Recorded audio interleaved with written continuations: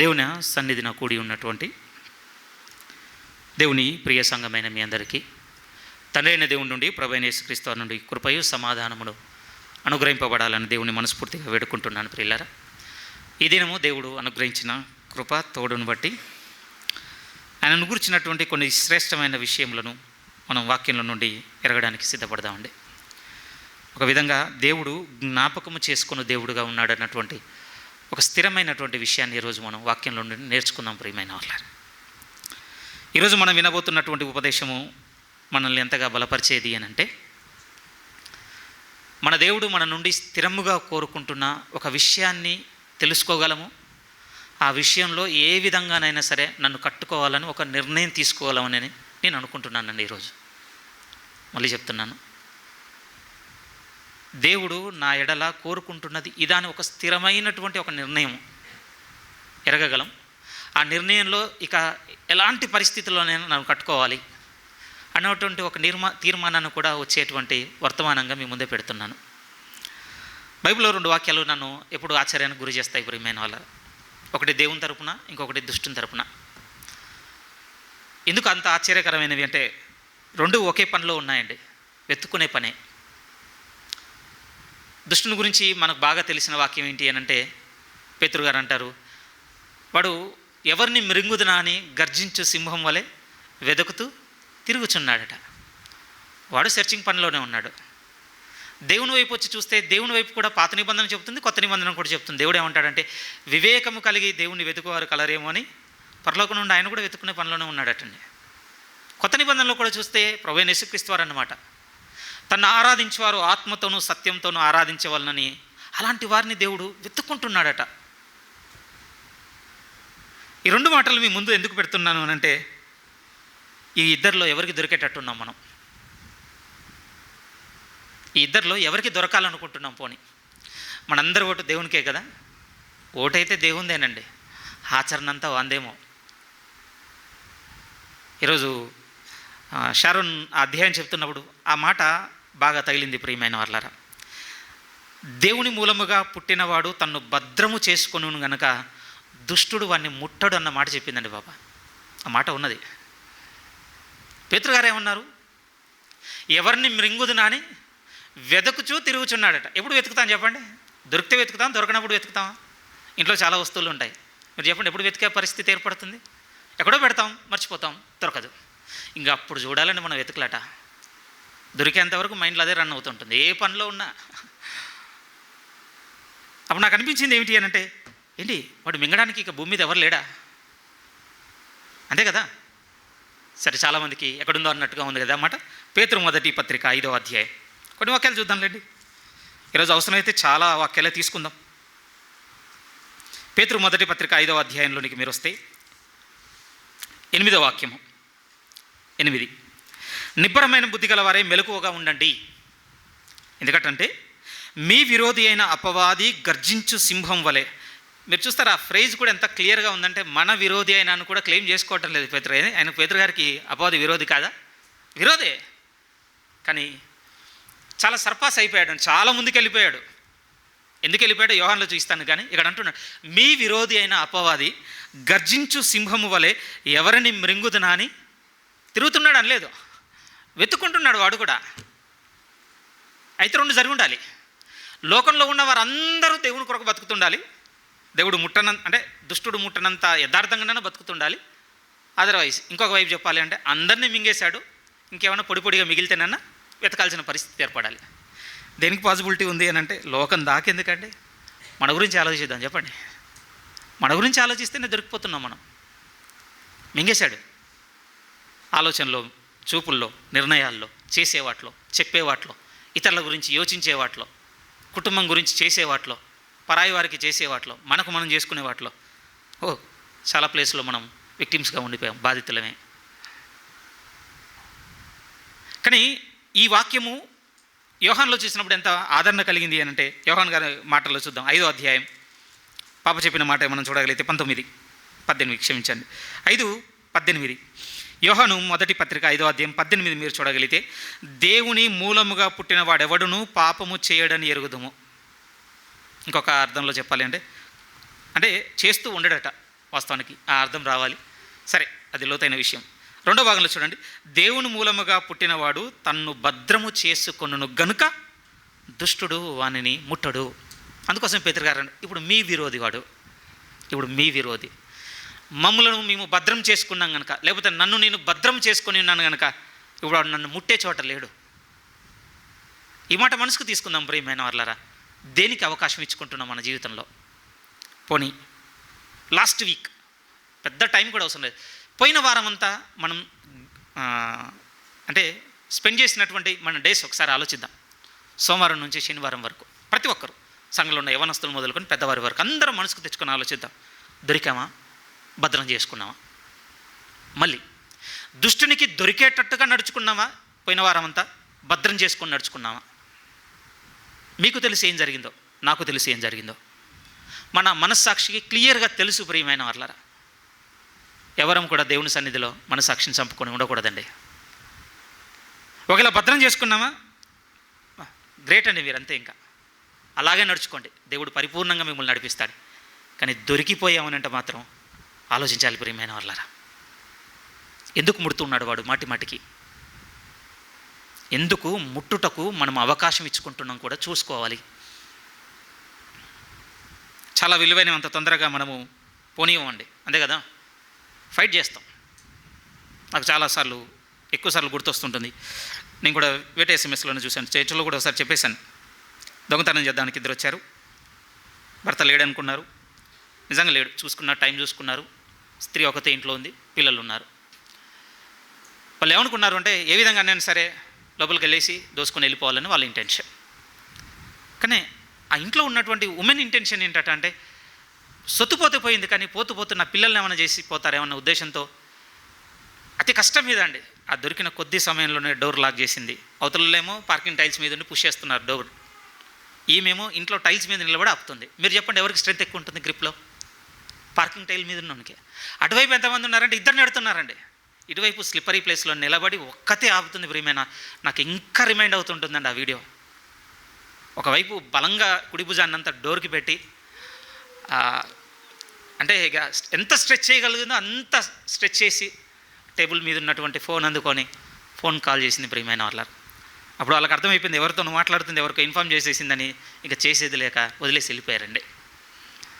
ఆ స్త్రీది ఎందుకు నాకు ఇన్స్పైరింగ్ అనిపిస్తుంది అని అంటే, అరే ఇక జీవితంలో కోల్పోతే పొందుకోలేనవి కొన్ని జీవితంలో ఉన్నాయని తెలిసినప్పుడు మనలో నుంచే అడ్రినలిన్ రష్ ఉంటుంది ప్రియమైన వాళ్ళారా.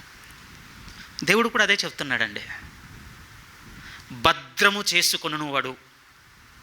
ఆ మాట ఎలా ఉంది చూడండి. తన్ను దుష్టుడు ముట్టకుండా భద్రం చేసుకుంటాడు వాడు. మన గురించే. ఎలా గడిచింది పోయిన వారం మనకు?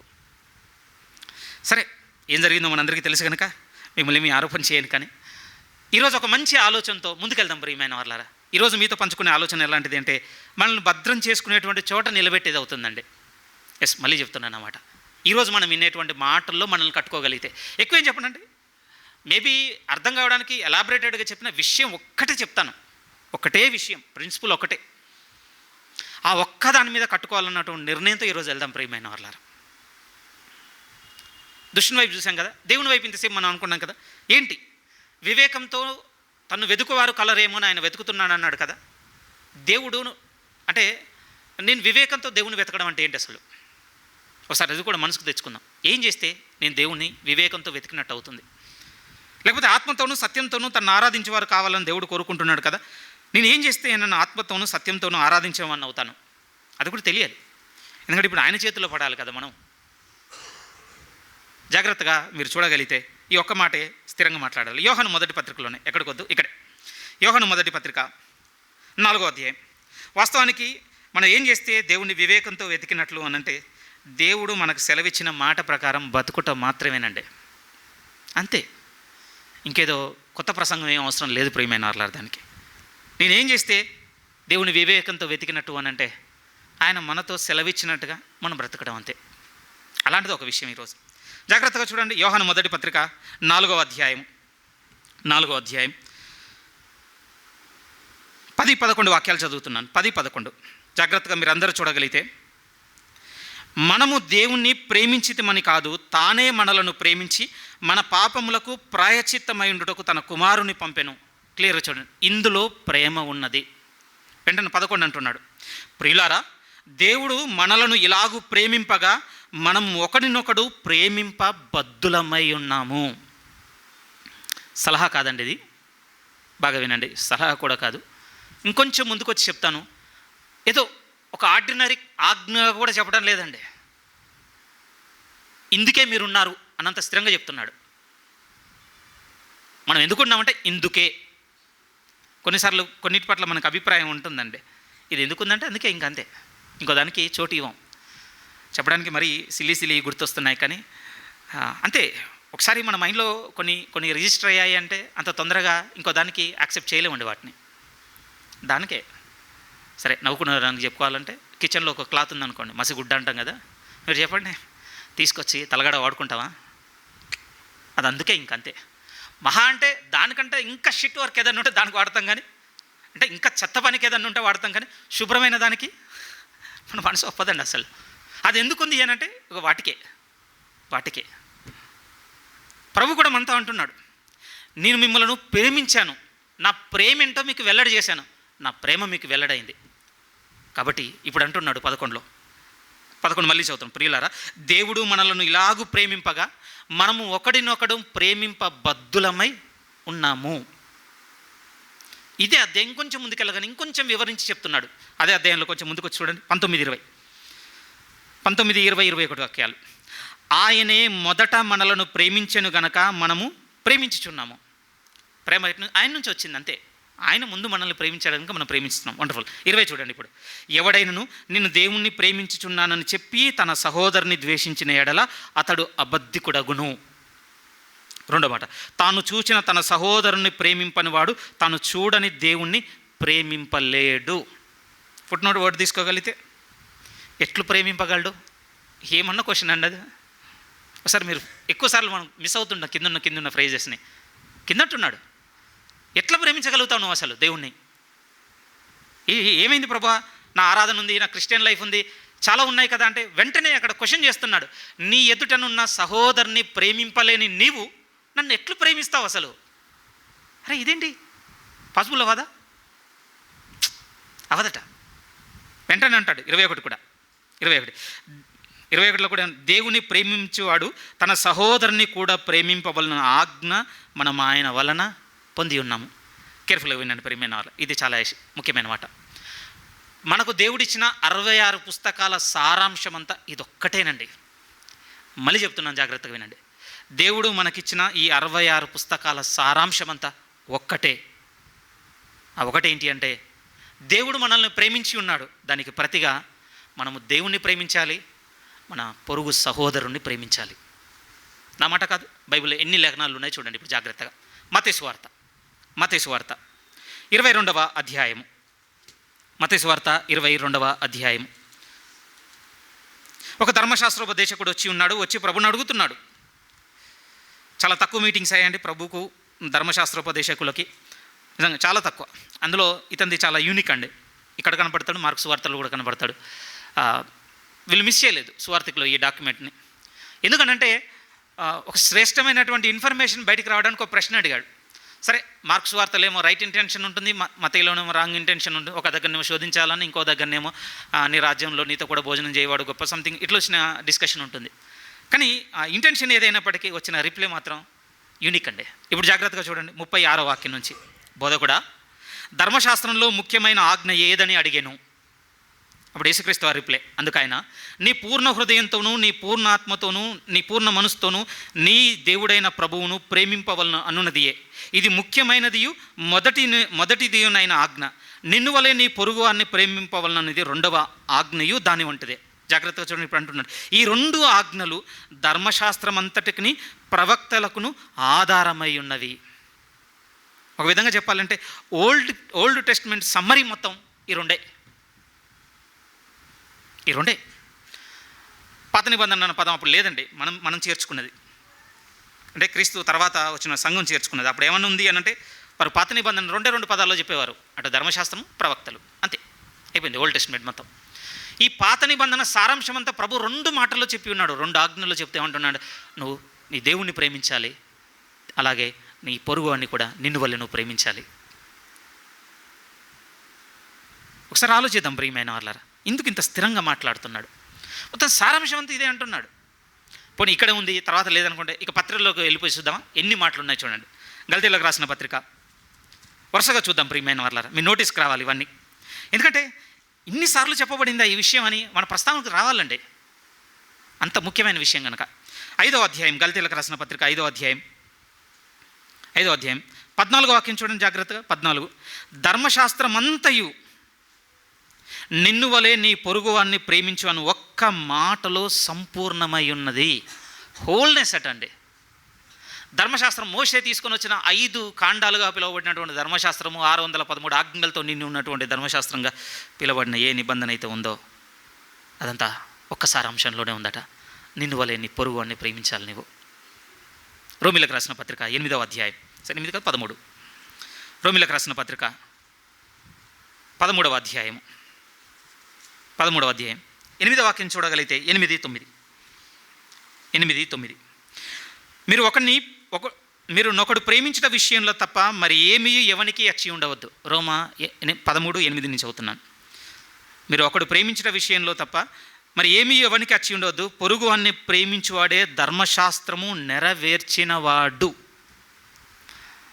ఇది మనకు చాలా ప్లెయిన్ స్టేట్మెంట్ అండి, కానీ ఆ టైంలో ఇది రెవల్యూషనరీ స్టేట్మెంట్ తెలుసా. అంత విప్లవాత్మకమైన మాట ఏంటి ఇది? అంత రెవల్యూషన్ ఏముంది అని అంటే అసలు ధర్మశాస్త్రమును నిలిపినవాడు ఎవ్వడు లేడు ప్రియమైన వాళ్ళరా.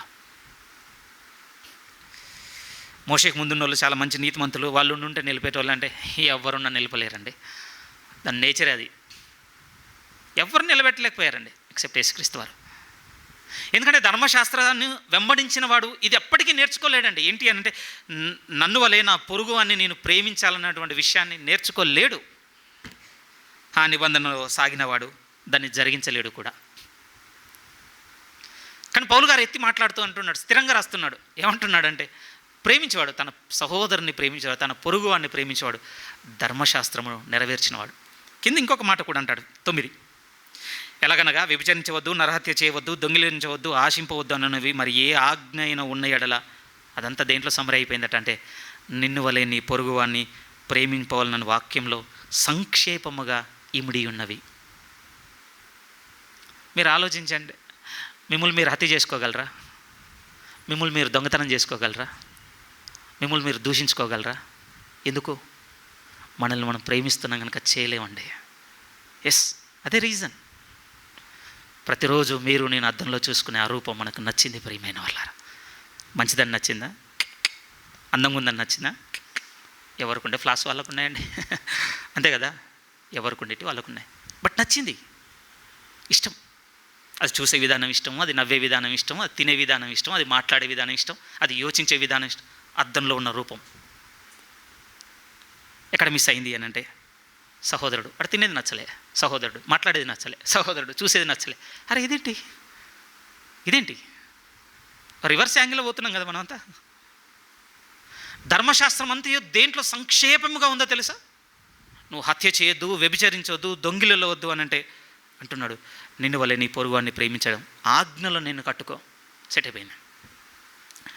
ఒక విషయంతో బాగా స్ట్రగుల్ అవుతూ ఉండేది నేను, స్టిల్ ఇంకా హియర్ అండ్ దేర్ స్ట్రగుల్ అవుతూనే ఉన్నాను.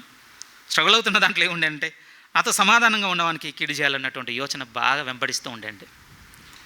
చాలా రోజులు వింటూ సాగుతున్నప్పుడు ఒక సువార్తికుని ప్రసంగంలో ఈ మాట రాగానే ఏదో పెద్ద రిలీఫ్ దొరికినట్టు అనిపించింది ప్రియమైన వాళ్ళారా. ఆ సేవకుడు ఒకే ఒక రెమెడీ చెప్పినట్టు అనిపించింది నా హృదయానికి. నువ్వు ఒకవేళ అతన్ని ప్రేమించుంటే అతన్ని కీడు చేయాలని అనుకోవు, నువ్వు అయిపోయింది. అదేనండి, మీరందరూ ఆలోచించాలి. ఈ మాటలు ఊరికేం పంచుకోవటం లేదండి, ఎన్ని చూపిస్తున్నాను కదా, ఇంకా విసుకొచ్చాయని చూపిస్తాను. యాకోబు పత్రికలో అనుకోరండి. యాకోబు పత్రిక 2వ అధ్యాయం సూపర్ ఉంటుందండి ఈ స్టేట్మెంట్ మాత్రం. యాకోబు పత్రిక 2వ అధ్యాయం 8వ వాక్యం జాగ్రత్తగా మీరు చూడగలిగితే 8, మెట్టుకు నీ వలె నీ పొరుగువాన్ని ప్రేమించుము. తీసారా? యాకోబు పత్రిక 2వ అధ్యాయం 8. ఫైనల్లీ మెట్టుకనగా చివరికి నిన్ను వలె నీ పొరుగువాన్ని ప్రేమించుమను లేఖనంలో ఉన్నట్టి ప్రాముఖ్యమైన ఈ ఆజ్ఞను మీరు నెరవేర్చిన ఎడల బాగుగానే ప్రవర్తించువారగుదురు. మనకు ఒక క్వశ్చన్ మార్క్ ఉంటుంది కదా, నా దేవుని దృష్టికి నేను సరిగ్గా ప్రవర్తిస్తున్నానా లేదా నాకు ఎలా తెలియాలి? యాకోబు గారు రాస్తున్నారు సొల్యూషన్. నిన్ను వలె నీ పొరుగువాన్ని నువ్వు ప్రేమిస్తున్నావని బాగా గుర్తుపెట్టుకో, నువ్వు చాలా బాగా ప్రవర్తిస్తున్నావు. నిజంగా తెలుగులో ప్రాముఖ్యమైన ఈ ఆజ్ఞ అని ఉంటుంది, కానీ ఇంగ్లీష్లో కొన్ని వెర్షన్లో రాయల్ లా అన్న పదాన్ని వాడారండి వాళ్ళు. బ్యూటిఫుల్ అనిపించిందండి ఆ స్టేట్మెంట్ చదివినప్పుడు. నిన్ను వలె నీ పొరుగువాన్ని ప్రేమించు అనేది ఎలాంటి లానో తెలుసు, అది రాయల్ లా. ఐ థింక్ ఇది కొంచెం సిల్లీగా ఉంటుంది. లాస్ట్ వీక్ అంతా కొంచెం మీరు స్పోర్ట్స్ చూస్తే మీకు తెలిసిపోతుంది, విబుల్డన్ జరుగుతుందండి. నిన్న ఉమెన్స్ ఫైనల్ అయిపోయింది. నేను చూస్తున్నాను ప్రియమైన వాళ్ళ. చూస్తున్నప్పుడు సెరమనీ ఉంటుంది కదా, విన్నర్ ట్రోఫీ ఇచ్చేటప్పుడు కేట్ మిడిల్టన్ ఆమె పేరు, యువరాను అంటే భార్య, ఆమె వచ్చి ఆమె ప్రజెంటేషన్లు చూస్తున్నప్పుడు నాకు అనిపించింది ఆ రాయల్నెస్. ఆమె మాట్లాడడానికి, ఆమె నిలబడగానే ఆమె చుట్టూ వచ్చి ప్లేయర్స్ అందరూ ఆమెతో అప్రోచ్ అయ్యేది, కండక్ట్ చేసిన వాళ్ళందరూ అప్రోచ్ చేసి చూస్తుంటే వా ఇదే రాయల్నెస్ అంటే. మీరు చూడండి, అంటే ఒకవేళ మీకు ఇంట్రెస్ట్ ఉంటే చూడండి. ఎందుకంటే ఇప్పుడు రాజరికం నుంచి చాలా దూరం వచ్చేసాం కనుక మనకు తెలియదు ప్రియమైన వాళ్ళ. ఏమన్నా కొంచెం చూడగలంటే కొన్ని కంట్రీస్ ఉన్నాయి, ఇంగ్లాండ్ చూడడానికి ఇట్లాంటి కొన్ని కంట్రీసే ఉన్నాయి, అందులో చూడగలం. ఇంకా అక్కడ రాజకీయం నడుస్తుంది కనుక. ప్రభు ఏమంటున్నాడంటే, నా నోటి నుంచి వెలువడిన ఈ మాట నేను చెప్తున్నాను, నిన్ను వలె నీ పొరుగువాన్ని ప్రేమించు అన్న మాట ప్రాముఖ్యమైన ఆజ్ఞ. ఇది ఇందులో కట్టుకుంటున్నావు అని అంటే నువ్వు బాగుగా ప్రవర్తించుచున్నవాడవు. ఎందుకు చెప్తున్నాను ఇదంతా? ఎందుకు చెప్తున్నాను అని అంటే, ఈరోజు మీతో అన్నాను కదా, ఒకే ఒక్క విషయం మాట్లాడుతున్నాను, ఆ ఒక్కటి తీసుకుందాం ప్రియమైన వాళ్ళారా. మీరు నేను దేవుణ్ణి ప్రేమించుచున్నాము అనంటే గుర్తు ఏమిటి అని అంటే, దేవుడు అంటున్నాడు, నువ్వు నన్ను ప్రేమిస్తున్నావు అంటే నీ సహోదరుని నువ్వు ప్రేమించడం మొదలు పెడతావు. అది చేయకుండా క్వశ్చన్ చేస్తున్నాడు, నన్ను ఎలా ప్రేమిస్తావు నువ్వు అసలు? మనకేం క్వశ్చన్ ఉంటుంది అని అంటే, నా దగ్గర 2 ఉన్నాయి ప్రభువా, నీకు ఇచ్చే గుండె నీకుంది, నాకు ఇచ్చే వానికి ఇచ్చే గుండె వానుకుంది అని అంటే, అదేం లేదండి, ఉందని చెప్తామా? ఒకటే మనసు మనది, ఒకటే హృదయం, ఇంకో దారి లేదండి. రైట్.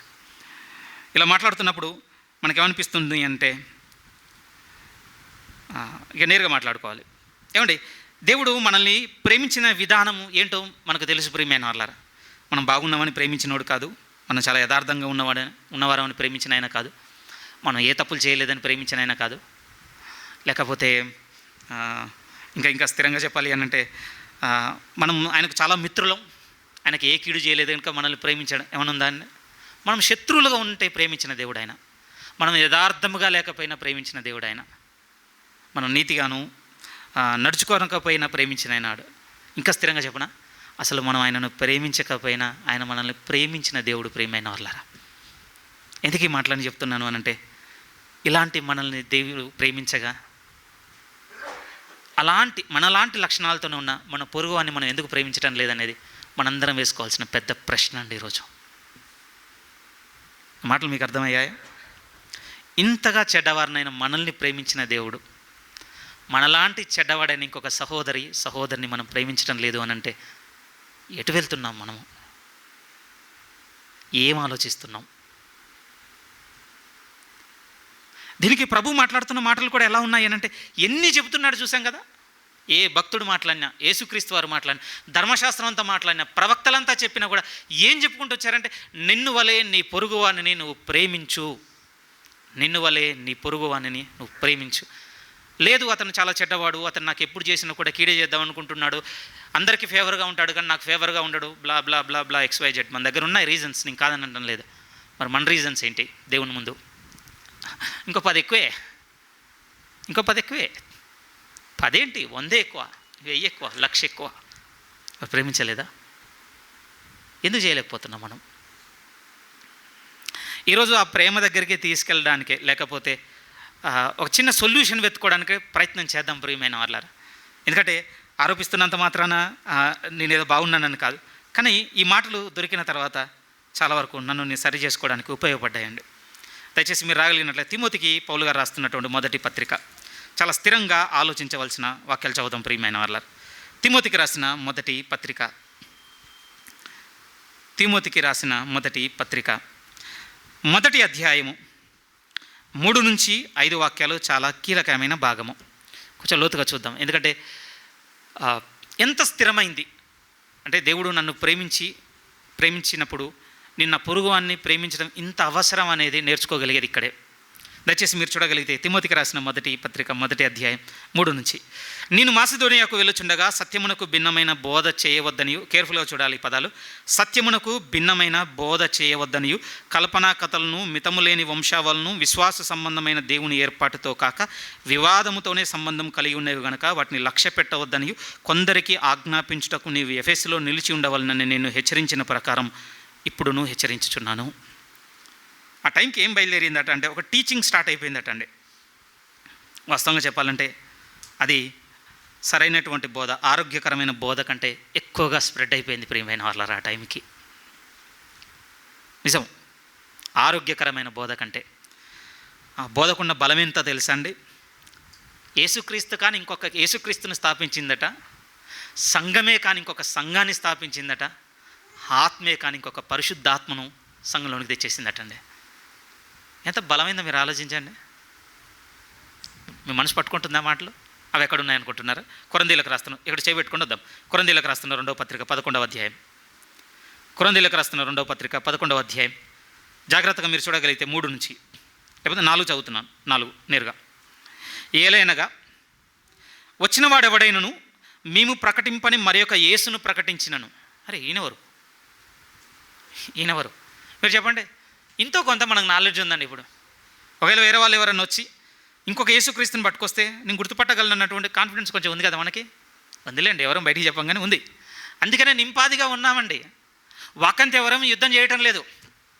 సమయం దొరకగానే, లేకపోతే ఆలోచన మనకు దొరకగానే దీంట్లో మన తల మునుకలయ్యేంతగా మనం మునగటం లేదు. ఎందుకనంటే తెలిసిపోయింది నాకు బైబిల్. ఎందుకంటే ఎన్నో విన్నాను కదా. ఇన్నేళ్ళ సేవా ప్రయాణంలో, లేకపోతే విశ్వాస ప్రయాణంలో ఎన్ని ప్రసంగాలు, ఎన్ని ఆదివారాలు, ఎంతమంది సువార్థికులు. కాన్ఫిడెన్స్ గుడ్, మంచిది. విధంగా అప్రిషియేట్ చేస్తాను మనస్ఫూర్తిగా మీ కాన్ఫిడెన్స్ని. బట్ ఎప్పుడైనా ఒకసారి చెక్ చేసుకుందాం మనం. ఇలా ఏమండి, ఇప్పుడు మనకి ఇలా ఉంది. ఎర్లీ టైమ్స్లో ఎంత ఫ్రెష్గా ఉండొచ్చండి. యేసుక్రీస్తుని గురించిన ఆనవాళ్ళు, ఆయన తిరిగిన చోటు ఇది, ఆయన నడిచినవి ఇవి, ఆయన పంచుకున్నవి ఇవి, ఆయన చెప్పిన ఉదాహరణలు ఇవి, లేకపోతే అనుభవాలు ఇవి, ఆయన ఎదుర్కొన్న ఇంకా పచ్చిగా ఉన్నటువంటి గుర్తులంట సమయానికి. అప్పటికే వేరొక క్రీస్తుతో గుర్తుపట్టలేదు అని అంటే ఇప్పుడు చెప్పండి ఇక స్టోరీ. సో సింపుల్ అండి. ఇప్పుడు బురిడి కొట్టించడం చాలా సులువు. నిజంగా ప్రియమైన వాళ్ళరా, ఇప్పటికీ నాకు అనిపిస్తుంటుంది బైబిల్లో ఎన్ని సిద్ధాంతాల విషయంలో నేను ఇంకా మోసపోయానో నాకు తెలియదండి. ఇప్పుడు నడుచుకుంటూ పోతే కానీ తెలుస్తుంది. రేపు నా పరిస్థితి ఎలా ఉందంటే, నా తర్వాత వచ్చిన తరం పరిస్థితి ఆలోచిస్తే భయం అవుతుంది. నిజం, వారి తర్వాత వచ్చే తరం ఇంకా భయం. ఎందుకు? వాళ్ళు చాలా బిజీగా ఉన్నారు వెనక ఫోన్లలో. ఇంకెక్కడ ఉంటారు చెప్పండి? ఇంకెక్కడ ఉంటారు? ఆ లిస్టులోనే ఉంటారు. అయిపోయింది.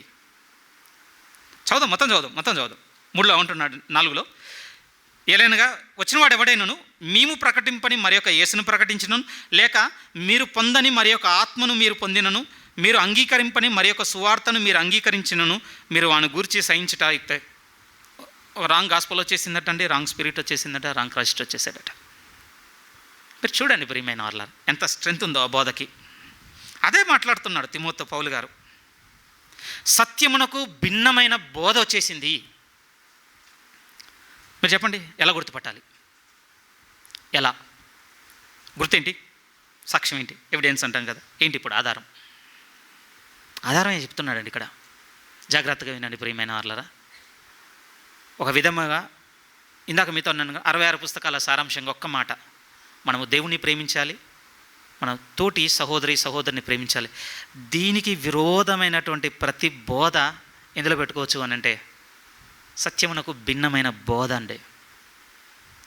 నా మాట కాదు, కింద మొత్తం చదివితే వచ్చేస్తుంది. చూద్దామా? మళ్ళీ చదువుతున్నా 5వ వాక్యం. ఉపదేశ సారమైనమనగా, ప్రీచింగ్ అంటే ఏంటి ఎసెన్స్ ఏంటి అసలు? జరుగుతున్నాయి కదా ఈరోజు, ఈ ఆదివారము కొన్ని కోట్ల సంఘాలండి. 1 కాదు 2 కాదు, అందులో మనం కూడా ఒకటి. ఈరోజు ఇందులో కూడా ఇది ఒక ప్రసంగం. కొన్ని కోట్ల ప్రసంగాలు వినబడుతున్నాయండి ఈరోజు. ఈ కోట్ల ప్రసంగాలలో ఉన్న సారాంశం ఏంటి అసలు?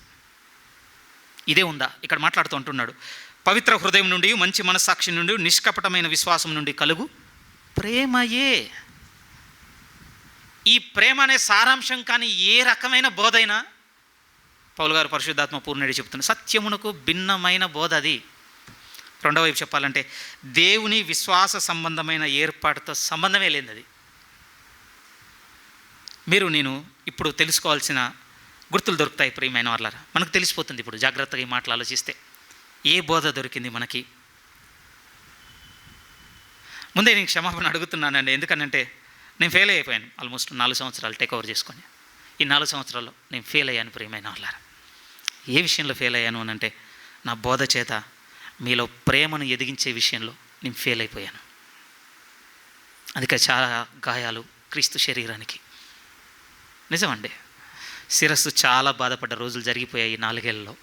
నన్ను బట్టి కొన్ని, మిమ్మల్ని బట్టి కొన్ని నిజం జరిగాయి. ఎందుకు ఇదంతా తలెత్తింది అని అంటే ఒప్పుకుంటాను ప్రియమైన వాళ్ళ, ప్రేమను ఎదిగించలేకపోయాను, నేను ఫెయిల్ అయ్యానండి నిజంగా. బట్ ఒకటి మాత్రం పూర్ణమైన మనసుతో చెప్పగలను, ఎట్ ద సేమ్ టైం కొంతమందిలో అది చీరించినప్పుడు మళ్ళీ ఆశ కలిగింది ప్రియమైన వాళ్ళారా. దేవుడు కొంచెం కృప ఇచ్చాడా నాకు అని. మళ్ళీ తిరిగి వాళ్ళు కట్టబడ్డప్పుడు వాళ్ళ జీవితంలో జరిగిన వాటి పట్ల వాళ్ళు తీసుకున్న స్టాండ్ కావచ్చు, వారు ఓర్చుకున్నటువంటి వాళ్ళ సహనం కావచ్చు, కొంతమంది జీవితంలో చూసినప్పుడు మళ్ళీ ధైర్యం వచ్చిందండి.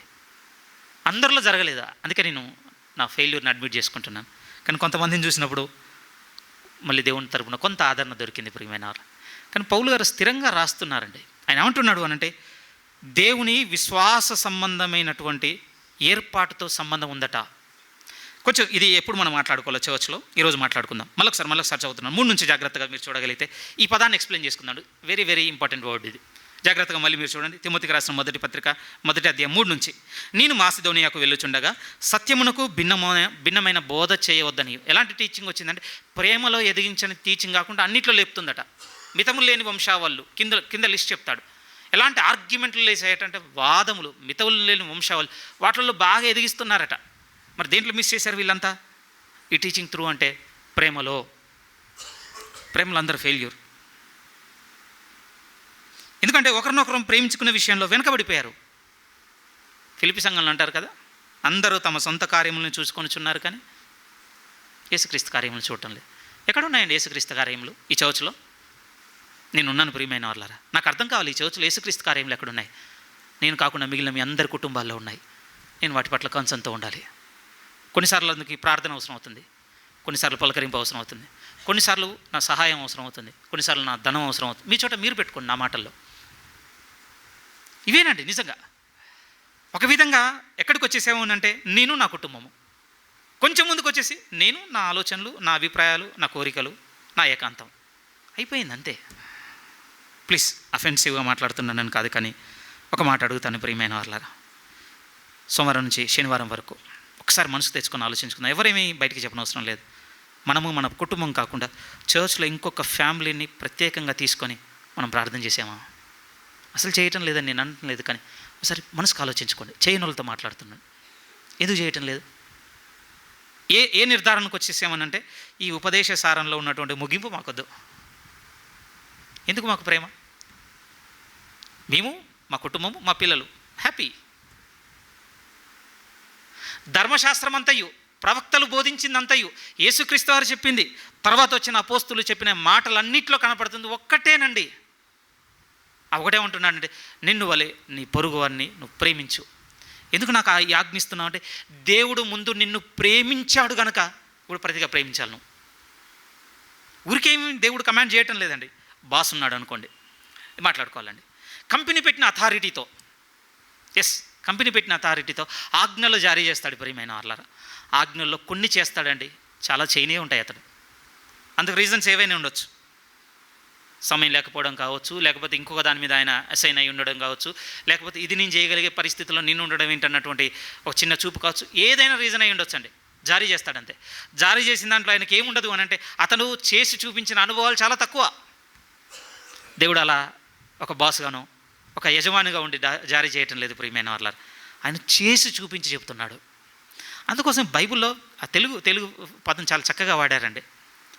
చూస్తారా ఒకసారి మళ్ళీ యోహాను రండి. వెరీ సారీ, ఆ వర్డ్ మీకు మీ దృష్టికి తీసుకొని వచ్చి ఉండాల్సింది. యోహాను మొదటి పత్రిక 4లోనికి మీరు వస్తే, యోహాను మొదటి పత్రిక 4వ అధ్యాయం అంటే 9 ఇప్పుడు చదువుదాం. ఇందాక 10 నుంచి మొదలు పెట్టాను, 9లో మిస్ అయ్యాను. 9లో ఏమంటున్నాడంటే, మనం ఆయన ద్వారా జీవించినట్లు దేవుడు తన అద్వితీయ కుమారుని లోకంలోనికి పంపెను.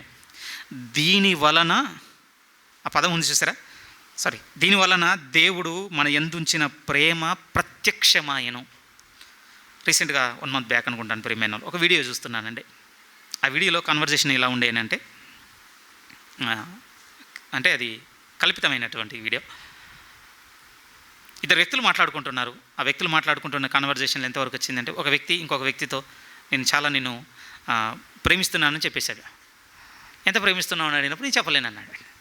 అదేంటి, ఎంత ప్రేమిస్తున్నాను చెప్పాలి కదా నువ్వు.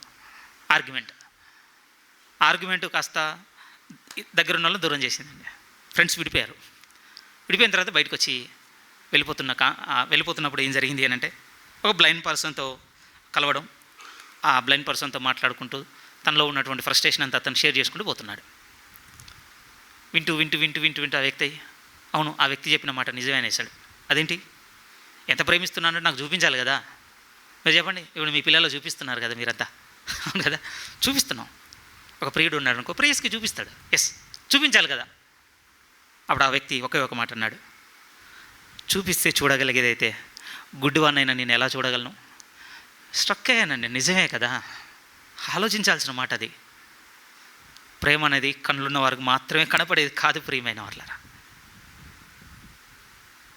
ఏమండి, ఆ ఆర్గ్యుమెంట్ అంతా స్ట్రాంగ్గా ఉండంటే చాలా స్ట్రాంగ్గా ఉండండి, చాలా వీకర్ సెన్స్లో చెప్పాను, కానీ చాలా స్ట్రాంగ్ ఆర్గ్యుమెంట్ ఉండండి అందులో. ఈ మాట చదువుతున్నప్పుడు అది గుర్తొచ్చింది ప్రియమైన వాళ్ళు. దేవుడు ఏమంటున్నాడు తెలుసా, చూపించిన అంటే షో అన్న వర్డ్ కూడా రాస్తలేడండి ఇక్కడ, మేనిఫెస్ట్ అనే పదంతో రాస్తున్నాడు.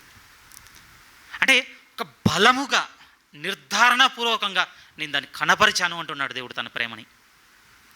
అంత చేశాడు కనుక ఇప్పుడు అంటున్నాడు మనతో, నన్ను ప్రేమించాలి నువ్వు, నీ పొరుగువాడిని కూడా ప్రేమించాలి నువ్వు. ఇదే నా సారాంశం అంతా. ఇక్కడికి తీసుకొచ్చి నిన్ను కడుతుంది ఎందుకు అని అంటే, నిన్ను వలే నువ్వు నీ పొరుగువాడిని ప్రేమించాలి. ఇంకొక మాట కూడా చెప్పాడు మనతో, అదే అంటున్నాడు కదా, ఒకవేళ నీ ముందున్న నీ సహోదరుని ప్రేమించకపోతే నన్ను ఎట్లు ప్రేమించగలవు నువ్వు. నీలా లేడు ప్రభు ఆయన అంటే, అవును దేవుడు ఉన్నాడు, అఫ్కోర్స్ ఐ అగ్రీ, నాలా లేకపోవచ్చు కానీ నీలాగా ఉన్నాడు కదా దేవుడు మనతో అనే మాట అదేనండి. ఇప్పుడు అనుకుంటాను, దయాకరు దేవునిలా ఉండకపోవచ్చు, కర్ణాకర్లానే ఉన్నాడండి. నేను ఏకాంతంగా ఉన్నప్పుడు ఏం చేయగలుగుతానో వాడు అవే చేస్తాడంతే. ఏమైనా బాగా మంచిగా చేస్తాడు అనుకుంటున్నారా? నేనేమన్నా నా తమ్మునికి మించి అతీతమైన ఏమైనా చేస్తాను అనుకుంటున్నా? నో అండి. మనం ఏం చేయగలం అదే చేయగలుగుతున్నాం ప్రియమైన వాళ్ళు అందరం. మరి అందరం ఒకటైనప్పుడు ఎందుకు ఒక్క దగ్గర తీసుకోవడం లేదు? అంటే ప్రత్యేకమైన ఆలోచన ఉందా మనకి? నేను సంథింగ్ ఎల్స్, నేను వేరే చేస్తున్నాను ఆలోచన ఉందా? అబద్ధికుడవి అన్నాడు. ఏమన్నాడండి మనతో? అలా అనుకుంటున్నావు, అబద్ధికుడవి. నీకు నువ్వే అబద్ధం చెప్పుకుంటున్నావు. సాధ్యమా అండి? సాధ్యమా చెప్పండి ఒకసారి ఆలోచించి చూడండి. మనకు మనం అబద్ధం చెప్పుకోగలం అసలు? ఇంపాసిబుల్ అండి. అసలు అలాంటిది ఒక సెన్సే లేదు లైఫ్లో. ఎందుకంటే మన కాన్షియన్స్కి తెలుసా అండి. రీసెంట్గా ఒక యాడ్ వచ్చింది, ఇంట్రెస్టింగ్ అనిపించిందండి. వేరేటోడు మనకు చెక్లింగ్లో పెట్టాడు అనుకోండి, బాడీ అంతా ఇట్లా వైబ్రేట్ అయిపోద్దండి. మనం అనుకున్నాం అనుకోండి ఏం ఉండదు. ఎందుకని అడిగాడండి. రీజన్ ఎంత బాగుంది అని అంటే, ఏం జరగబోతుందో ముందే మన బ్రెయిన్కి తెలుసు కనుక సెల్స్ న్యూట్రల్ అయిపోతాయటండి. అదే తేడా. వేరేటోడు చేయబెట్టగానే బ్రెయిన్కి సెన్స్ అవ్వద్దటండి, అందుకని వచ్చేస్తుందట మనకి చెక్లింత. కానీ మన చేతితో ఇలా అనుకున్నాం అనుకోండి, ఏం జరగబోతుందో బ్రెయిన్కి తెలిసి అయిపోయింది. ఎగ్జాక్ట్లీ అండి. మనకు మనం అబద్ధం చెప్పుకోవడం ఇంపాసిబుల్ ప్రియమైన వాళ్ళారా. కానీ ఎలా ఉందో తెలుసా, నీ సహోదరుని నువ్వు ప్రేమించటం లేకుండా దేవుణ్ణి ప్రేమించుచున్నావు అని అంటే అబద్ధికుడవు. దేవుడు సెంటర్గా పెట్టి చాలా చెప్తావు అనుకుంటే, సహోదరుని సెంటర్గా పెట్టి చాలా చెప్తున్నావు అంటే, దేవుడే అంటున్నాడు ప్రియమైన అతనే ఇప్పుడు నీకు సెంటర్. చాలా విషయం ఉంది అక్కడ. ఇప్పుడు రండి తిమోతికి రండి. తిమోతి మొదటి పత్రిక మొదటి అధ్యాయం ఏం చెప్తున్నాడు అని అంటే, సత్యమునకు భిన్నమైన బోధ చేయవద్దనియు కల్పనా కథలను మితం లేని వంశావళను, ఈ జాగ్రత్తగా ఈ పదం చూడండి, విశ్వాస సంబంధమైన దేవుని ఏర్పాటుతో కాక వివాదముతోనే సంబంధం కలిగి ఉన్నాయి. జాగ్రత్తగా వినండి ప్రియమైన వాళ్ళ. దేవుడు మన జీవితంలో చేసిన ఒక కార్యమునకు ఆయన ఒక వాక్యాన్ని అనుకరిస్తే ఏమంటున్నాడంటే, ఆయన చేసిందట విశ్వాస సంబంధమైన ఏర్పాటు అంటున్నాడండి ఆయన. దేవుడు మన జీవితంలో ఒకటి ఏర్పాటు చేశాడట ప్రియమైన వాళ్ళ. అది దేని ద్వారా జరిగిందట అంటే విశ్వాస సంబంధమైన ఏర్పాటు.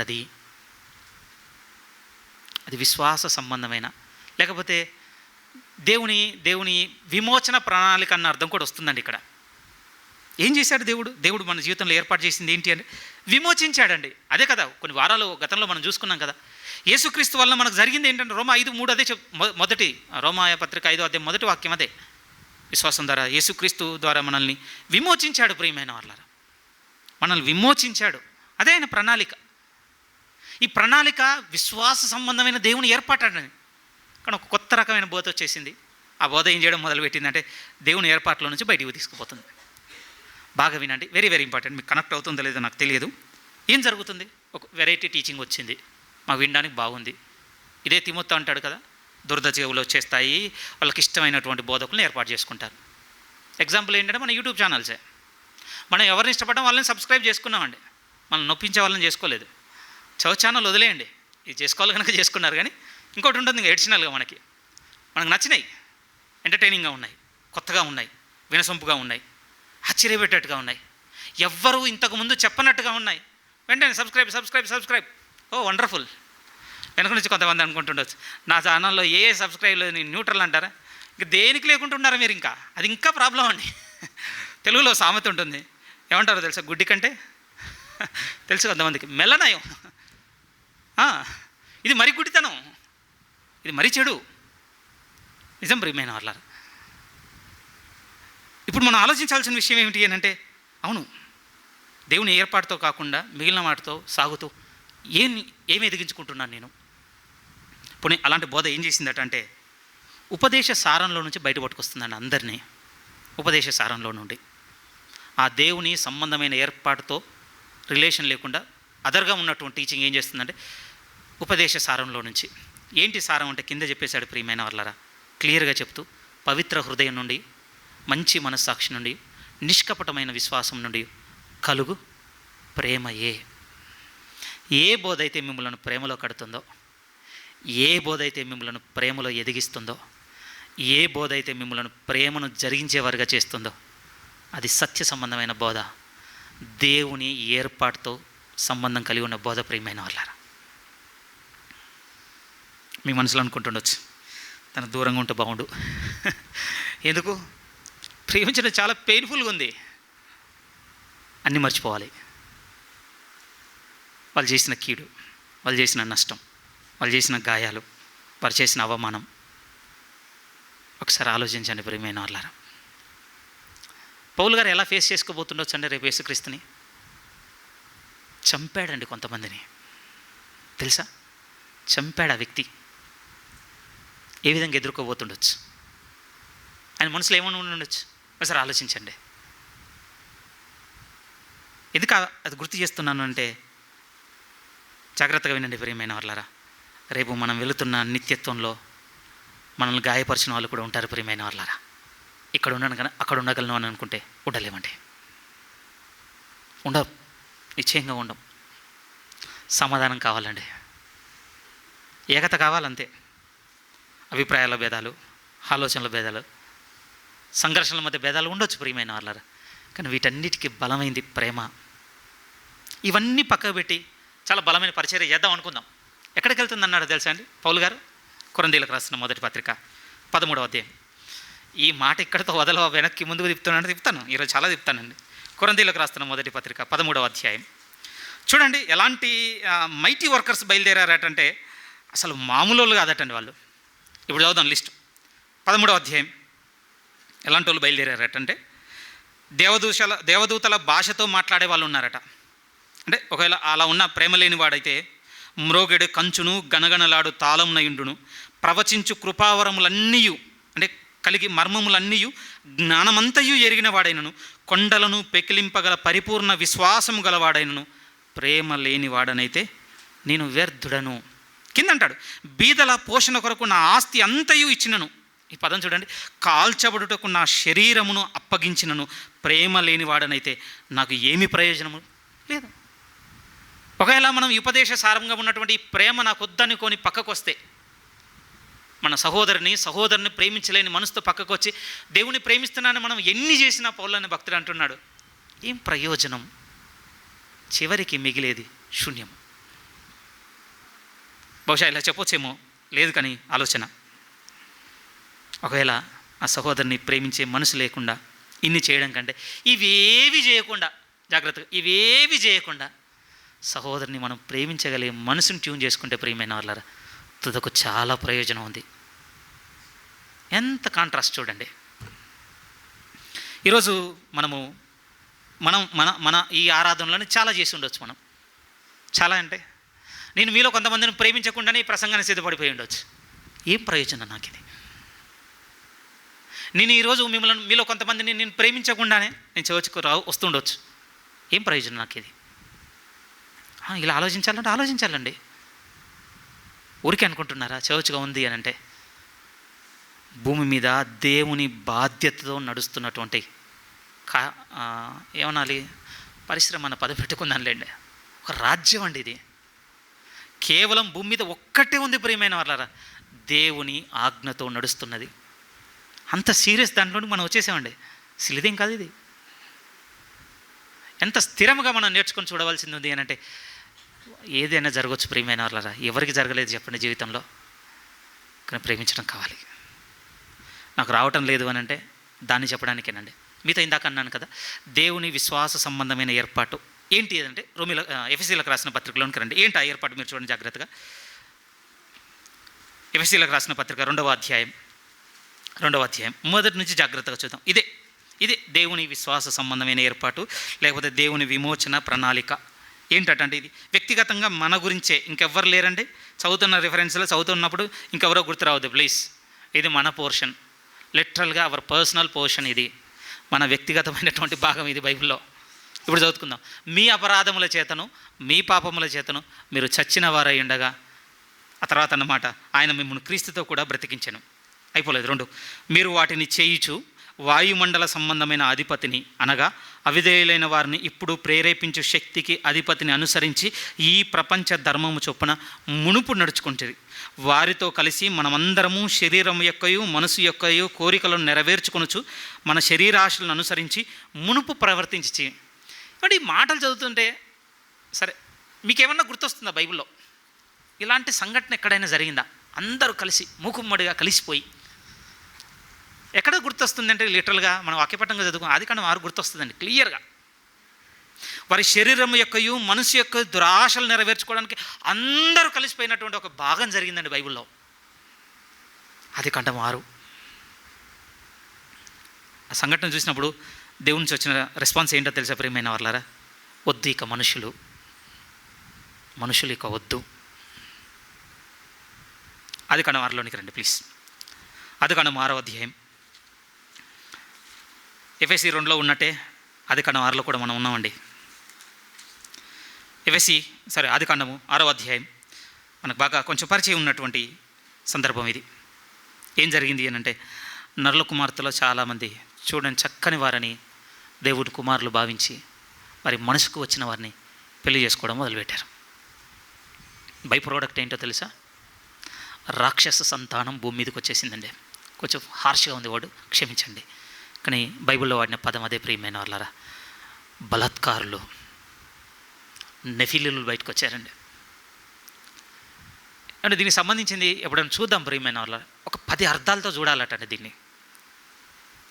ఇక్కడ బయటకు వచ్చినటువంటి ఈ సంతతి యొక్క స్వభావం చెప్పడానికి బైబిల్ పండితులంతా కూర్చొని రాసిన ఒక 10 భాగాలు ఉన్నాయండి.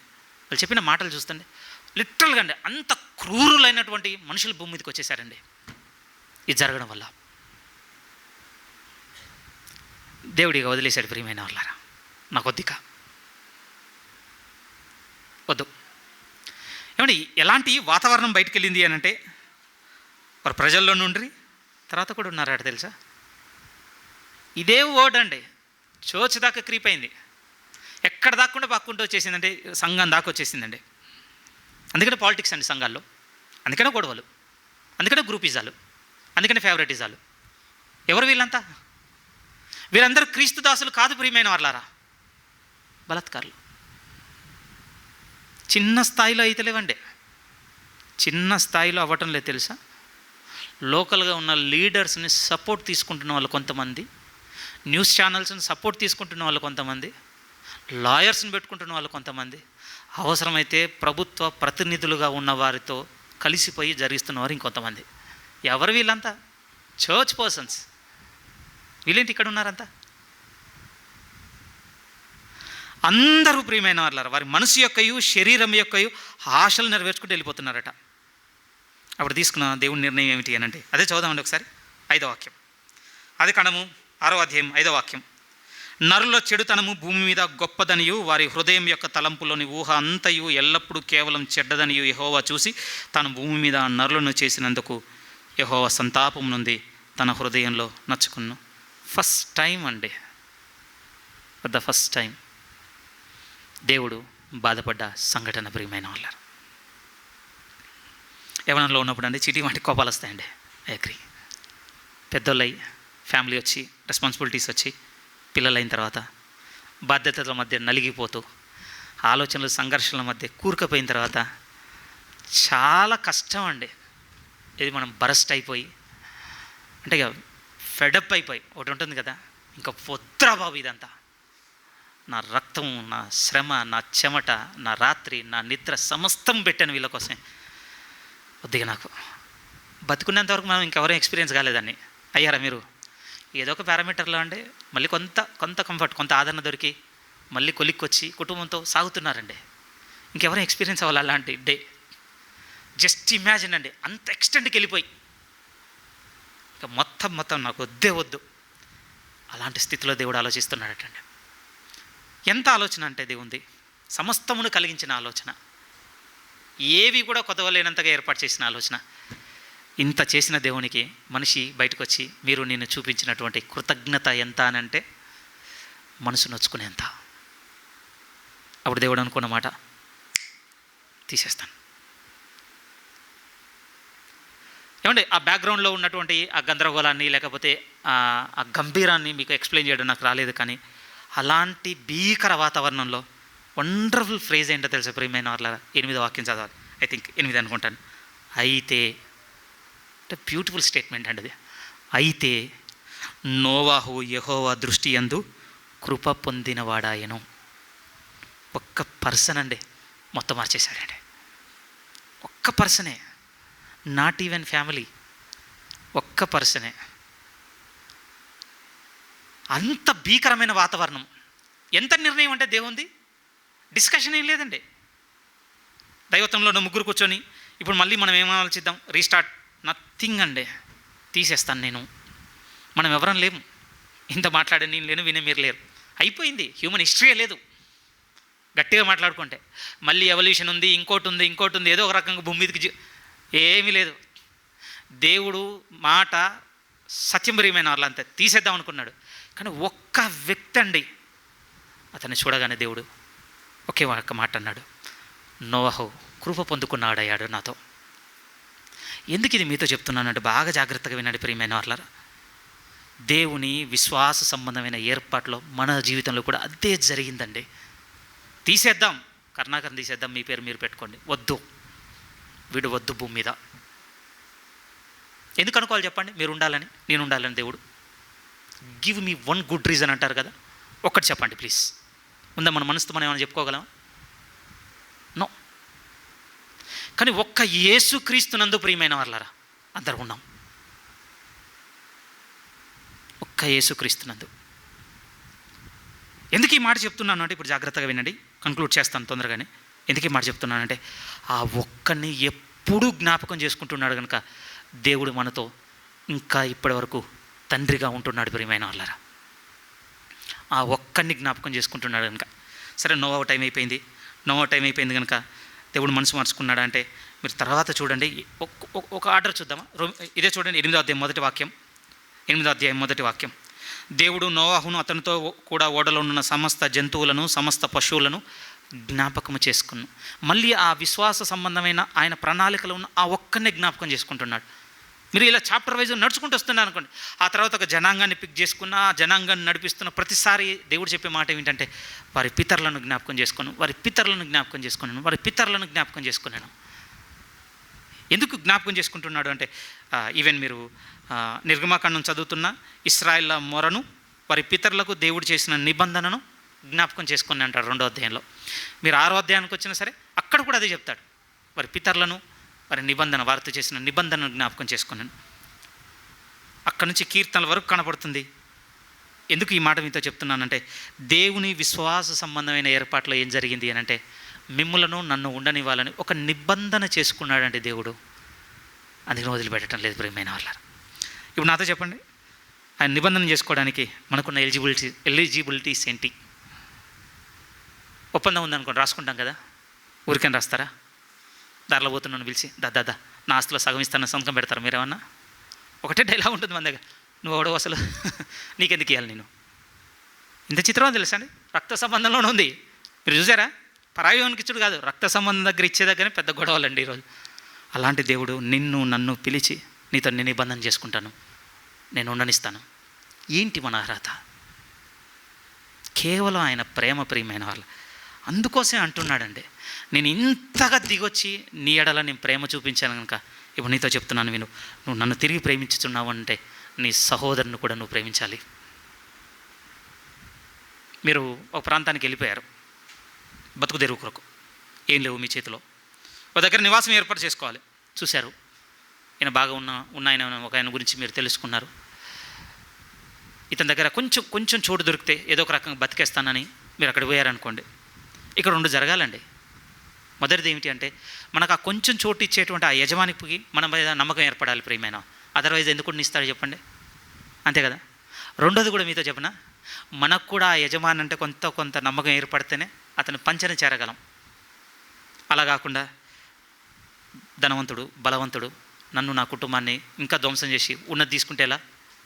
ఈ ఇద్దరు ఒక కాంట్రాక్ట్కి లేకపోతే ఒక నిబంధనకి రావాలి అంటే ఇద్దరికి పరస్పరమైనటువంటి నమ్మకం ఏర్పడాలి ప్రియమైన వాళ్ళారా. ఒకసారి ఆలోచించండి, మనం దేవునికి ఇచ్చిన నమ్మకం ఏంటండి మన జీవితంలో? నేను పాస్ట్ అడగటం లేదు, ఈరోజు గురించి అడుగుతున్నాను. ఈరోజు మీరు నేను ఇచ్చిన నమ్మకం ఏంటి? దేవా నీ సన్నిధికి వెళ్తున్నాను, ఈ వారం నేను సరిగ్గా లేను, కానీ ఈరోజు నాకు అవకాశం ఇస్తే ఈరోజు నుంచి మళ్ళీ నేను కట్టుకుంటాను, ఒక నమ్మకం ఇచ్చి వచ్చావా? పోయిన వారం అంతా ఎంత మనసుకు అనుకున్నా కానీ తిట్టకుండా ఉండలేకపోయాను, బట్ మళ్ళీ అవకాశం ఇస్తే సరే వాటన్నిటిని ఓవర్లుక్ చేస్తాను, మళ్ళీ నేను ప్రేమించడం స్టార్ట్ అనుకుని వచ్చామా? ఈరోజు మనం దేవునికి ఇచ్చిన ఒక నమ్మకం ఏంటి మన హృదయంలో? దేవుణ్ణి మనం ఒక పర్సన్గా ఫీల్ అవ్వటం లేదు ప్రియమైన వాళ్ళరా. అందుకోసం ఇంత పర్సనల్గా లేవండి ఆయనతో మనం. బట్ దేవుడు మనల్ని చాలా పర్సనల్గా ఫీల్ అవుతున్నాడండి. ఐ థింక్ ఒక మాట చదువుతానండి, 105వ కీర్తనలోనికి మీరు వస్తే, ఇది చాలా మనసు కత్తుకుంది ప్రియమైన వాళ్ళు. 105 కీర్తన, ఆయన తను నిబంధన చేసిన ప్రజల పట్ల ఆయనకుండే మనసును గురించి చెప్తున్నప్పుడు భక్తులు రాసిన మాట చూడండి. 105 కీర్తన 7వ వాక్యము 8వ వాక్యం. ఆయన మన దేవుడైన యెహోవా, ఆయన తీర్పులు భూమి అందంతటా జరుగుచున్నవి. తాను సెలవిచ్చిన మాటను 1000 తరముల వరకు, అబ్రహాముతో తాను చేసిన నిబంధనను, ఇస్సాకుతో తాను చేసిన ప్రమాణమును నిత్యము ఆయన జ్ఞాపకము చేసుకున్నాను. ఆయన మనసు ఎలాంటిదాడు తెలుసా అండి? 1000 తరముల వరకు నిత్యము జ్ఞాపకం చేసుకున్న మనసు అటండి ఆయన. మనం ఎందుకు అలా లేము? అదే ఆలోచించాలి ప్రియమైన వాళ్ళారా. ఈరోజు మీ హృదయానికి తీసుకొని వచ్చి నేను ముగించాలనుకున్న మాటలు ఏమిటి అని అంటే, సమ్మరీ చేస్తున్నాను, క్లోజ్ చేస్తున్నాను, ఇబ్బంది పడకండి. దేవుడు మనల్ని ఒక ఏర్పాటులోనికి పిలిచిన దాంట్లో మీతో నాతో ఒక నిబంధన జరిగించుకున్నాడంటే, నేను విమోచిస్తాను, నేను నిన్ను ప్రేమిస్తున్నాను. అర్హత కాదు, నీ మంచితనం కాదు, నీలో ఉన్న గొప్ప లక్షణాలు కాదు, నువ్వేదో గొప్ప కార్యాలు చేస్తావని కాదు, నీ తెలివితేటలు కాదు, నీకు లోకంలో ఏదన్నా అసైన్ చేస్తే నీ అంత ఉంటాయి కాదు పెద్ద పదాలు, అంత గొప్పడు, తూపు, తురుం అట్లాంటివి ఏం లేవు. జస్ట్ ఆర్డినరీ, నువ్వు ఇంకా బిలో యావరేజ్ ఆర్డినరీ. అసలు నీ వయసును బట్టి, నీకు ఇచ్చిన రిసోర్సెస్ని బట్టి, నీకే ఇచ్చిన ఇంకొకరికి ఇచ్చుంటే వాడు ఇంకా చాలా అచీవ్ చేయగలిగేటువంటి పరిస్థితులు నువ్వేం చేయలేదు. అయినా వీటిని కాదు కొలత వేసింది నేను, నిన్ను ప్రేమించాను గనక నీతో నిబంధన చేసుకుంటున్నాను. అక్కడితోనే కాదు, నిరంతరం కూడా జ్ఞాపకం చేసుకుంటున్నాను. నేను కరుణాకర్తో నేను చేసుకున్న నిబంధన నేను మర్చిపోను. మీ పేరు మీరు. ఈ నిబంధన మీతో నాతో మాట్లాడితే తిరిగి దేవుడు మనతో అంటున్న మాట ఏంటంటే, ఇప్పుడు నన్ను ప్రేమిస్తున్నాను నువ్వు అంటున్నావు కదా, అయితే నా ఉపదేశ సారంలో ఉన్నటువంటి ప్రేమ నిన్ను ఏ విధంగా పురికొల్పుతుంది అంటే, నీ పొరుగు అని నువ్వు ప్రేమించాలి. ఎనీ ఎక్స్టెంట్ అంటే, బైబిల్లో మీకు ఒక మాట చెప్పిన ప్రేమేనారా, నాకు తెలిసి ఇంతకంటే ఇంకా చివరిది ఏం లేదండి. చంపినా కూడా ప్రేమించాలన్నంత ఎక్స్టెన్షన్, ఇంకా దానికంటే ఇంకేమైనా బిహాండ్ ఏమైనా ఉందా అండి? ఒక వ్యక్తి మనకు చేసే కీడులో మనం చంపడం కంటే ఏమన్నా బిహాండ్ ఉందా? అది జరిగినా కూడా క్షమించాడు, లేకపోతే ప్రేమించాడు ప్రియమైన వాళ్ళ ప్రభు. అంతే కదా. ఇంకా అంతకు మించి మనిషి ఒక వ్యక్తికి చేయగలిగింది ఇంకా భూమి మీద ఏం లేదండి, చంపుటకు మించింది. అది జరిగినా కూడా ప్రేమించాడు. చెప్పండి, మిమ్మల్ని నన్ను ఎంతమంది చంపారు ఇప్పటికీ? తిట్టుండొచ్చు, ఒప్పుకుంటాను. దూషించుండొచ్చు, గాయపరచుండొచ్చు, నష్టం చేసి ఉండొచ్చు. చంపలేదు, నిజంగా చంపలేదండి. తిమోతికి రాసిన మొదటి పత్రిక, ఇంకొంచెం మనం మాట్లాడుకొని ముగించుకోవాల్సింది ఉంది ప్రియమైన వాళ్ళ భాగంలో. మొదటి పత్రిక మొదటి అధ్యాయం, కొంచెం సమయం తీసుకున్నాను, సారీ క్షమించండి. తిమోతికి రాసిన మొదటి పత్రిక మొదటి అధ్యాయము 5వ వాక్యాన్ని ఇప్పుడు మనం జాగ్రత్తగా చూడగలిగితే, అంటే అది ఒక విధంగా దేవుని విశ్వాస సంబంధమైన ఏర్పాటుతో కాక వివాదంతోనే ఉన్నదని చెప్పిన తర్వాత 5లో ఉపదేశ సారమేమనగా, దేవుని వాక్యానికి ఉన్న స్ట్రెంత్ ఎలాంటిది అని అంటే 3 విషయాలు తెలిసిపోద్దటండి, అది మనల్ని సరిగ్గా కడుతుందా లేదా. మొదటిది ఏమన్నాడు అంటే, ఒక విధంగా మన హృదయాన్ని పవిత్రపరుస్తుందట ప్రియమైన వాళ్ళారా. మీరు ఆలోచించండి, హృదయాన్ని పవిత్రపరచడం అంటే ఏంటి ఇక్కడ? ఉదాహరణకి ఒక వ్యక్తి మనకు కీడు చేశాడు, ఆ వ్యక్తి విషయంలో దేవుడు మన హృదయాన్ని పవిత్రపరచడం అంటే ఏంటి చెప్పండి? నేను అనుకుంటున్నాను, నా హృదయాన్ని నాకు ఎక్స్పోజ్ చేస్తే చాలండి, అంతే కదా. నా హృదయంలో నేనేం పెట్టుకున్నాను? ఆ వ్యక్తి పట్ల చాలా ద్వేషం పెట్టుకున్నాను. ఎందుకు ద్వేషం పెట్టుకున్నాను? నాకు చాలా కీడు చేశాడు. అసలు నా హృదయమే నాకెంత కీడు చేస్తుందో దీన్ని ఎక్స్పోజ్ చేశాడు అనుకోండి, నేను ఎవరి మీద కూల్ అవుతాను?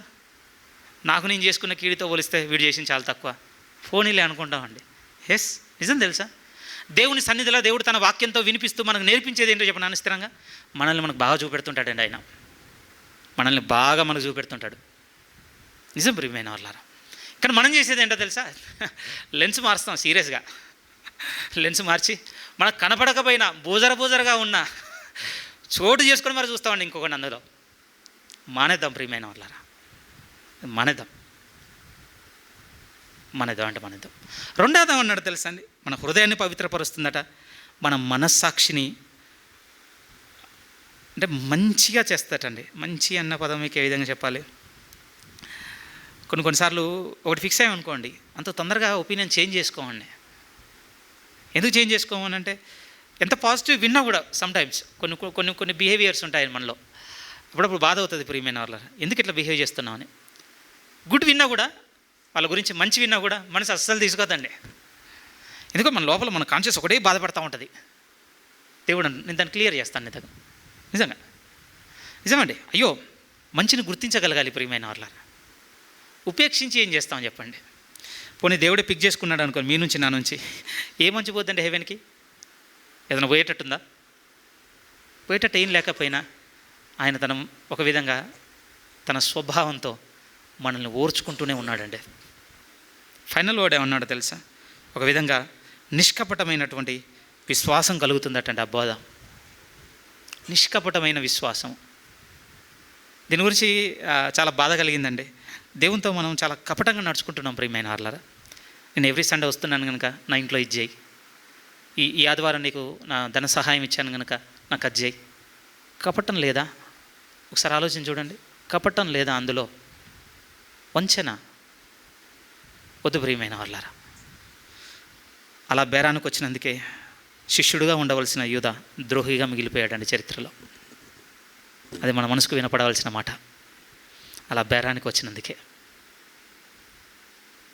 కానీ ఉపదేశ సారం ఏమనగా, పవిత్ర హృదయం నుండి, మంచి మనస్సాక్షి నుండి, నిష్కపటమైన విశ్వాసం నుండి కలిగే ప్రేమది. చివరి మాట చూయించి క్లోజ్ చేస్తానండి, సారీ. ఎఫెసీలకు రాసిన పత్రిక 3వ అధ్యాయం, 3వ అధ్యాయం చాలా బాగుంటుందండి ఈ వాక్యం. 3వ అధ్యాయం 15-18 వాక్యాలు కలిసి ఉన్నాయి, చూడండి జాగ్రత్తగా. 15-18 ఎక్స్ప్లెయిన్ చేయండి, చదివి ముగించేస్తాను అంతే. ఇక్కడ ఏమంటున్నాడు అని అంటే, మీరు అంతరంగ పురుషుని యందు శక్తి కలిగి ఆయన ఆత్మ వలన బలపరచుబడినట్లుగాను, క్రీస్తు మీ హృదయంలో విశ్వాసం ద్వారా నివసించున్నట్లుగాను తన మహిమైశ్వర్యము చొప్పున మీకు దయచేయవలననియు, మీరు దేవుని సంపూర్ణత యందు పూర్ణులగునట్లుగా ప్రేమయందు వేరుపారి స్థిరపడి సమస్త పరిశుద్ధులతో కూడా దాని వెడల్పు, పొడవు, లోతు, ఎత్తు ఎంతో గ్రహించుకొనుటకును, జ్ఞానమునకు మించిన క్రీస్తు ప్రేమను తెలుసుకొనుటకును తగిన శక్తి గలవారు కావాలనని ప్రార్థించుచున్నాను. దేవుని ప్రేమ తెలుసుకోవాలన్నా కూడా పవర్ కావాలంటే తెలుసా అండి? కన్క్లూజన్ స్టేట్మెంట్ మీరు ఇంటికి వెళ్ళి చదివి చూడండి, ఒక్క వాక్యం మనసుకు తీసుకొని. ఎంత బ్యూటిఫుల్ ఫ్రేజెస్ అండి. ఈ చదివి ఒప్పుకోలేదంటే వచ్చేవారం దీని మీద మనకు ప్రసంగం, సరేనా? దేవుడు అంటున్నాడు, ప్రియమైన వాళ్ళారా, నా ప్రేమలో మీరు సంపూర్ణం చేయబడాలి, అది పరిపూర్ణంగా. మీరు ఎవరితో మెజర్లు అంటే ఎవరితో ఆ ప్రేమను ఎరగగలిగే చోటుకు రావాలంటే సమస్త పరిశుద్ధులతో కూడా మీరు ఇప్పుడు కొలత వేసే చోట నిలబడాలి. మీరు దాని పొడవు, లోతు, వెడల్పు, ఎత్తు దానికి శక్తి కావాలంటున్నాడు. ప్రియమైన వాళ్ళారా, చాలా బలమైనటువంటి పిలుపు అండి మనది. ఆ పిలుపులో స్థిరంగా ఈరోజు మనకు కనపడుతుంది ఏంటంటే, మనం మన పొరుగువాన్ని ప్రేమింప బద్దులము. ప్రియమైన వాళ్ళారా, ప్రభువు మనల్ని ప్రేమించి ఉన్నాడు గనక ప్రతిగా మనం ప్రభువుని ప్రేమించాలి, మన పొరుగువాన్ని ప్రేమించాలి. ఈ ధర్మశాస్త్రం అంతయు, ప్రవక్తలను, యేసుక్రీస్తు వారిను, అపోస్తులు అందరి బోధలోని సారాంశం, 66 పుస్తకాల్లో ఉన్నటువంటి లేఖన సారాంశం ఏమిటి అనంటే, మనము దేవుని ప్రేమించాలి, మన పొరుగువాన్ని ప్రేమించాలి. ప్రియమైన వాళ్ళ దేవుడు ఇందులో మనల్ని స్థిరంగా కట్టాలని మనస్ఫూర్తిగా నేను కోరుకుంటూ నా మాటలు ముగిస్తున్నాను.